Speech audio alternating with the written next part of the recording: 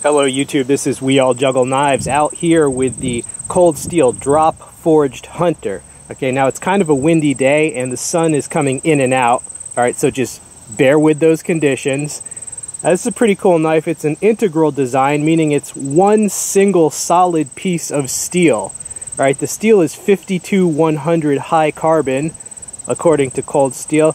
And, you know, I don't have much experience with that steel, actually, so that steel is still an open question, at least to me. All right, let me give you a little size comparison. All right, this is a martini knife, but it's basically very similar to many Mora type blades. This is the sheath that it comes with. You see double row of stitching, leather sheath, the belt loop there. It is a non-tactical sheath. It overlaps about half the handle. Does it hold it in? Actually, it does. Alright, so that's an okay sheath. Notice the blade shape here. We're talking about an extra wide drop point. The reason they make it extra wide is so they can have more curvature to the belly. It's 5 millimeters thick at the spine.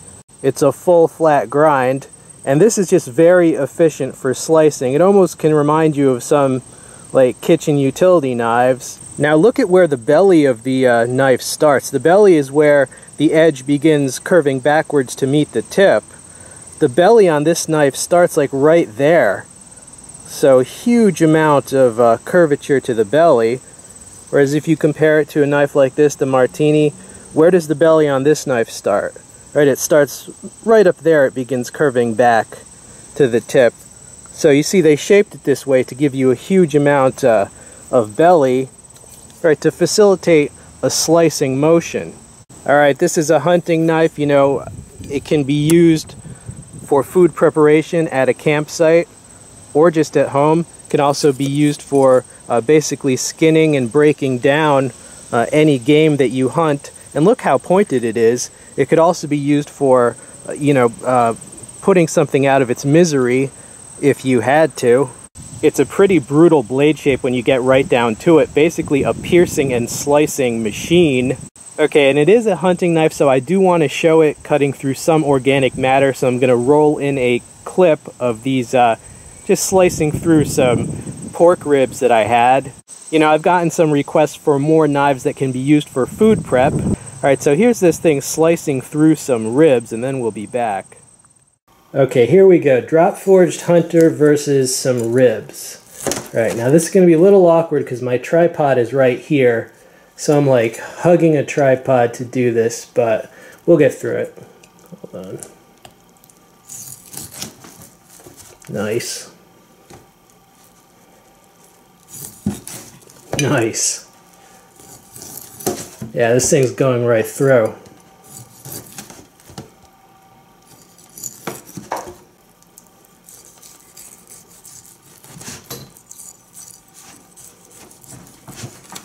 Yeah, I mean, you can see that's a nice clean cut. Alright, I'm going to wash this off, and as always, before the end of the video, I'm going to show you what I do with these. And just a disclaimer, I'm not trying to offend any vegetarians. It's just that, you know, I mean, it's a hunting knife. I wanted to show it going through organic tissue. Okay, there you go. Well, it did very well, especially considering that, you know, my range of motion was limited because of the tripod. But if I was doing that just on a cutting board, I could have gotten a much better, you know, that type of motion, the slicing and drawing through, which this would be very good for. But even with my range of motion kind of limited, this thing just went right through those ribs like that, you know what I'm saying? Okay, let's talk about this handle. Is it a good idea, the integral handle? It is a good idea because in the field, you know, handle scales, they can break, they can get damaged. If it's leather, they can just kind of rot and deteriorate, you know, especially in a lot of humidity. Material can get trapped underneath the handle scale, especially if you were, you know, let's say you were breaking down an animal. Sometimes, you know, blood and guts can drip in there. So basically, by having no handle scales, the knife is a lot easier to maintain. As far as does it give an adequate grip, you know, it has this groove here.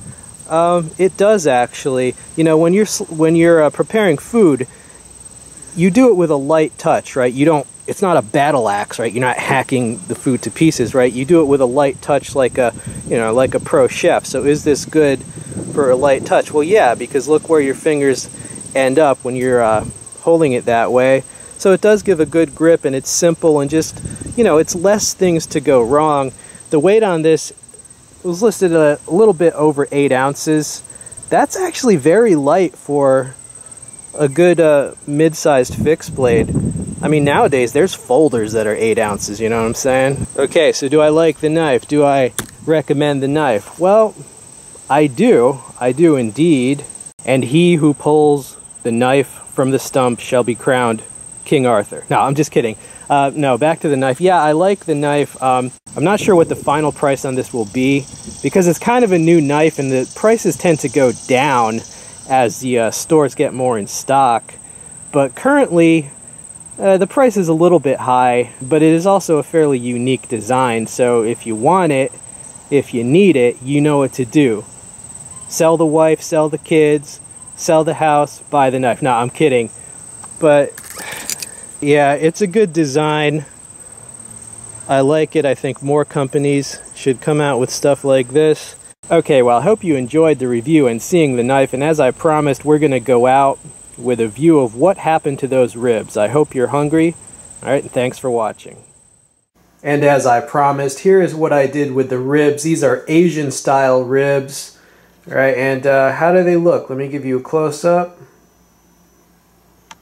Now, the secret to Asian style ribs, ginger, garlic, salt and pepper, but mostly this is teriyaki barbecue baste and glaze.